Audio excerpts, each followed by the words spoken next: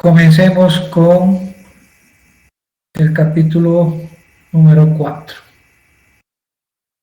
Pero confírmeme si reciben el audio o hay cierto retraso, no sé.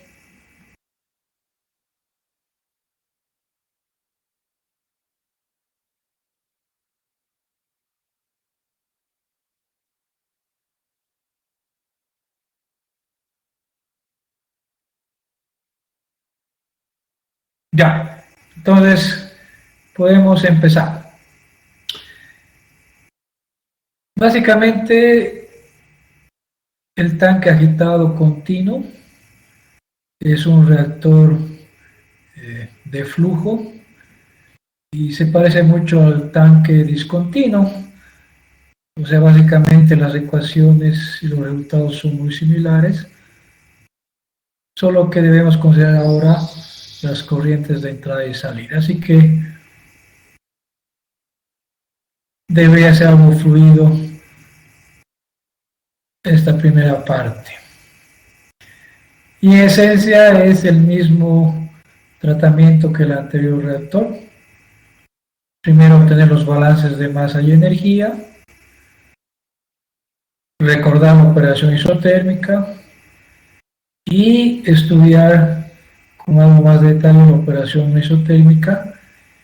Y en este caso hay una particularidad con este reactor que es la estabilidad térmica.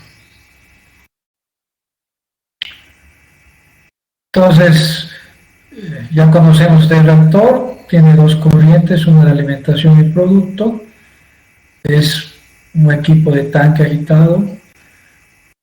Para la facilidad de este reactor es que opera en estado estacionario, o sea, no hay variaciones temporales, y debido al mezclado completo o ideal, tampoco hay variaciones espaciales, ¿no?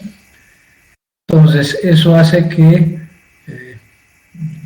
la operación de un reactor se efectúe en forma constante, no cambia, repito, con el tiempo, y es posible sí implementar un control automatizado para la temperatura. Eso es la diferencia, ¿no? Aquí está. Pero comparado con los otros reactores industriales de flujo, este tal vez no es el más apropiado para producir grandes cantidades, ¿no? Tal vez estará limitado a plantas piloto, plantas pequeñas de producción.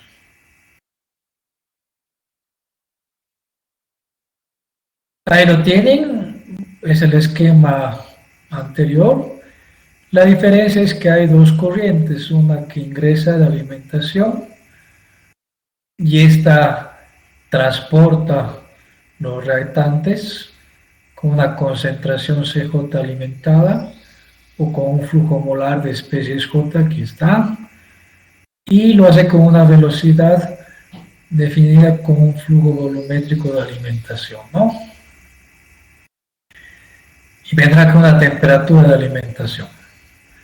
Ingresa, es mezclado inmediatamente, la reacción se da también inmediatamente y lo que se produce se retira también con una cierta velocidad o flujo volumétrico y por lo tanto habrá una composición distinta a la salida o un flujo molar de especies que se retira. Y si hubiera intercambio de calor o se genera calor, la temperatura será distinta de la alimentada, ¿no? Esas son las variables y ya hemos estudiado este reactor en el curso 1 de reactores. Muy bien.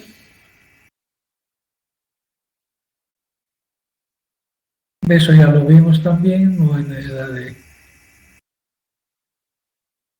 volver a hacerlo. Este reactor opera en forma estacionaria, no hay variaciones temporales de temperatura ni concentración. Eso no sucedía con el tanque discontinuo. El mezclado ideal implica que esta concentración CJ a la salida es la misma que se verifica en el interior, ¿no? Porque la mezcla y la reacción es instantánea básicamente y ambas concentraciones en el interior y salida, repito, son iguales.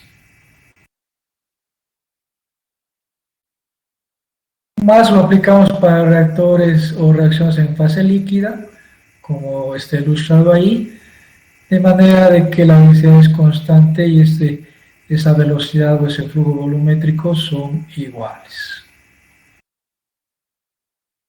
Y podemos hacer análisis en términos de concentración, que es más sencillo.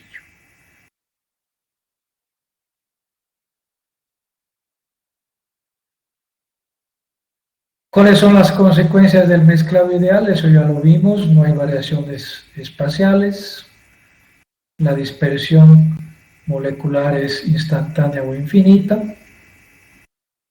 Lo mismo con la temperatura, no hay variaciones espaciales de temperatura o gradientes. Y la conducción de calor a nivel molecular también es instantánea o lambda E infinito.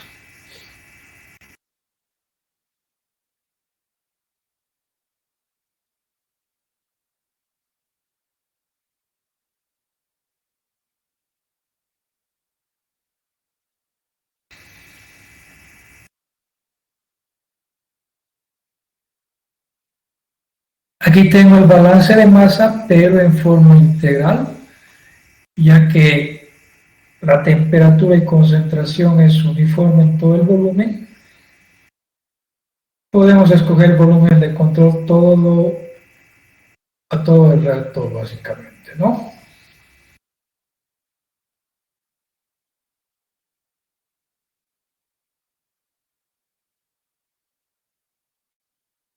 Es decir, mi volumen de control es precisamente toda la masa de reacción que estoy señalando.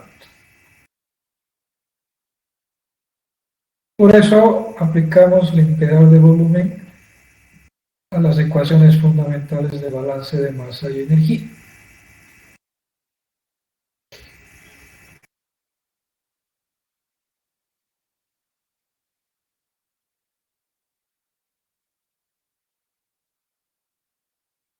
Aquí está. Entonces, revisamos qué términos son importantes o qué términos se quedan. La integral de volumen de la variación de la concentración con respecto al tiempo, aplicando la fórmula de Leibniz, es equivalente a la derivada total de la integral de CJ de B, ¿no? Pero en estado estacionario, tanto en forma integral como diferencial, esto es cero, ¿no? Ya dijimos, en estado estacionario no hay variaciones temporales.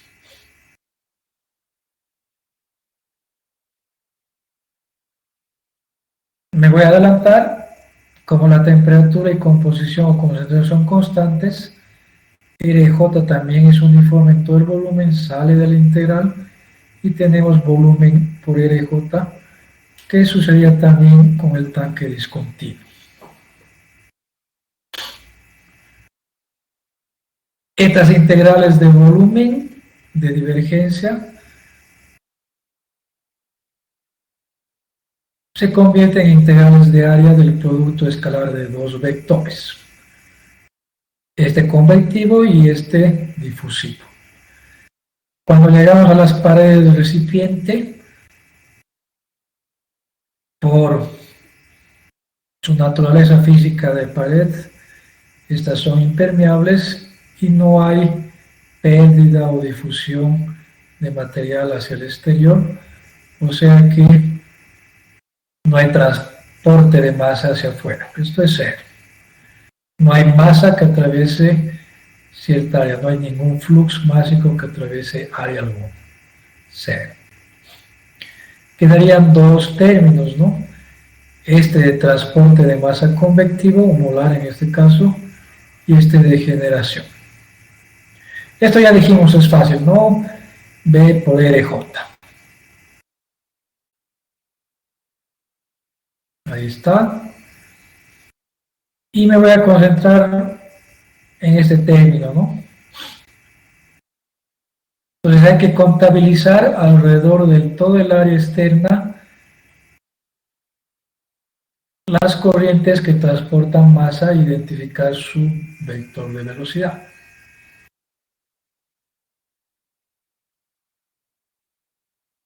Simplificando, son dos, aquí está. Una corriente que ingresa, por lo tanto, ahí el vector velocidad es en esa dirección. Y el vector área es en la dirección opuesta, ¿no? Y paralelo de área. Eso con respecto a la corriente de alimentación por el área superior, digamos. Aquí la velocidad es hacia afuera y el vector área está claramente también en forma paralela hacia afuera. Entonces, son los dos únicos lugares donde se verifica corrientes que transportan materia. Entonces aquí son dos vectores, producto escalar, coseno de 180 es menos, dos vectores a la salida, producto escalar, coseno de 0 es 1 positivo, aquí menos 1.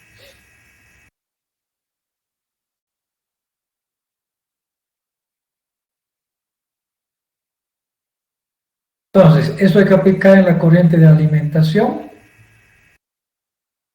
La velocidad por todo el área que atraviesa es el flujo volumétrico, por la concentración en la alimentación es J sub 0 o el flujo molar alimentado NJ sub 0 punto. Era menos 1, si se acuerdan, con este menos da más. Entonces, eso es el flujo molar de especies alimentadas, aplicando eso a la corriente de alimentación. En la corriente de producto tenemos velocidad por todo el área que atraviesa, es el flujo volumétrico a la salida, por la concentración a la salida, es el flujo molar a la salida, y eso era positivo, ¿no? Con menos, menos el flujo molar a la salida. Entonces, básicamente, ese integral de área se reduce a la diferencia del flujo molar alimentado de especies menos el flujo molar de especies que salen. Colocando todos esos resultados, tenemos el balance de masa, aquí está. Y ya lo conocemos del curso 1 de reactores 1.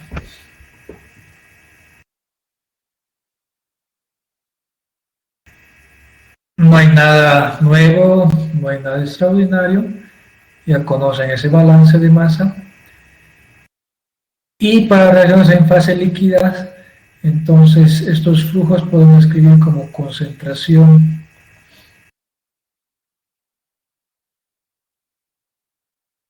por el producto del flujo volumétrico, que es el mismo porque es en fase líquida, B sub 0, y eso podemos pasar a dividir acá, tenemos tau, ¿no? Que ya lo conocemos, tiempo espacial.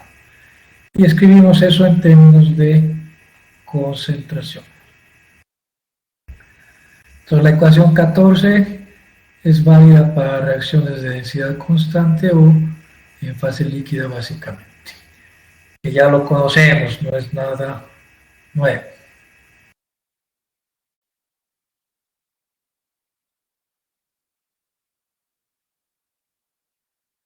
¿Qué sucede con el balance de energía?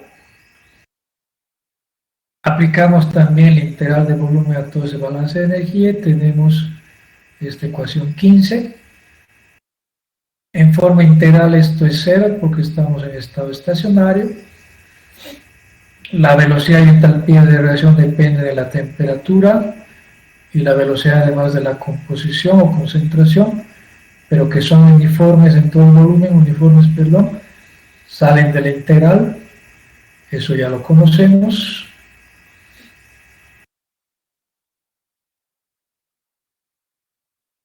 Ahí está. ¿Y qué nos queda por analizar estos dos términos, ¿no? Estas integrales de la divergencia del flujo de energía convectivo se convierte en área, una integral de área, aquí está, del producto de dos vectores. Y lo mismo de la divergencia del vector de transporte de energía conductivo, ¿no? Aquí está. Pero cuando llegamos al borde del sistema, a las paredes del recipiente, ahí debe haber una continuidad en la transferencia de calor, ya dijimos, a través de la pared y a través de algún fluido externo, seguramente. Y por su conocimiento de transferencia de calor, todo esto es Q básicamente, ¿no? Como velocidad, que ya lo hemos introducido en el tanque discontinuo como UA TA menos T.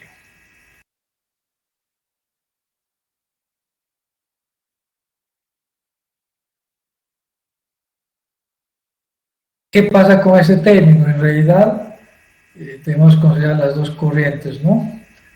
Como ya vimos en el balance de masa. Bueno, aquí está simplificado.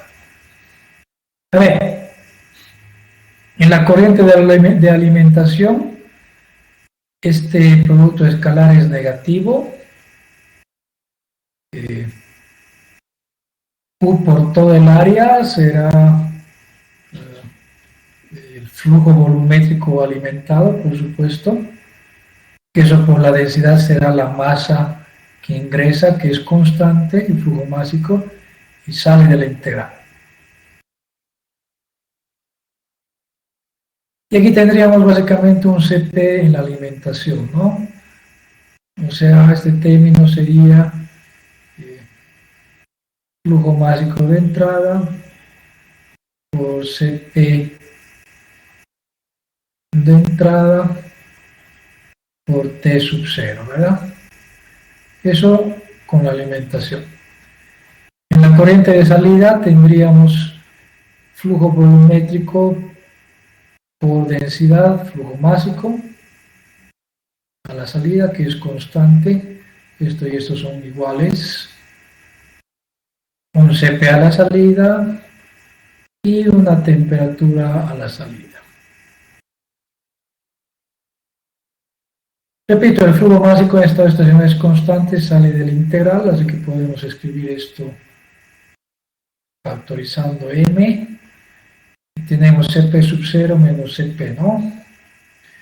Pero vamos a asumir que el Cp es prácticamente el mismo en la corriente de alimentación y producto, aquí está, o un valor promedio entre las dos corrientes, así que sale de la integral.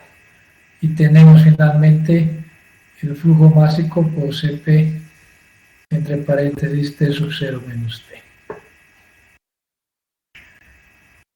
Básicamente es la capacidad calorífica que arrastra las corrientes de alimentación menos la de salida.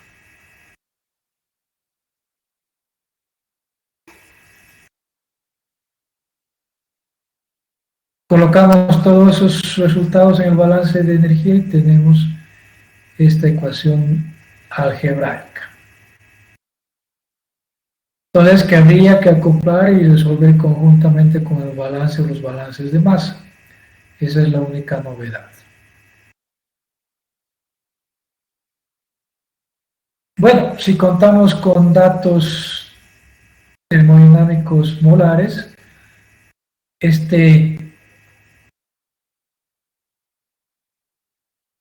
término de contenido calorífico que transporta el flujo másico, podemos escribir como una contribución de todos los flujos molares individuales por sus CP molares, ¿no? Claro, como en la suposición dijimos que el CP de la salida, de la corriente de salida y de alimentación son iguales, para no complicarnos lo podemos basar esto en la corriente de alimentación, ¿no? NJ0. Ahí está. Entonces ahí contribuye algún inerte también. Esa es la consideración que hay que tomar en cuenta. Entonces ambos balances son equivalentes, uno en términos globales de todo el flujo másico y otro como contribución individual de los flujos molares alimentados de especies, incluyendo algún inerte. Muy bien, ahí tienen esas ecuaciones.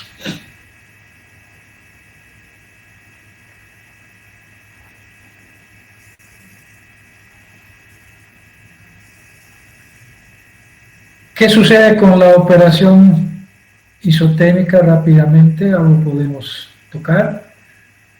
Si la reacción fuera isotérmica, cosa que hemos estudiado en reactores 1, implica que T sub 0 es igual a T y esto es 0. O sea, nos quedará estos dos términos de generación y remoción de calor.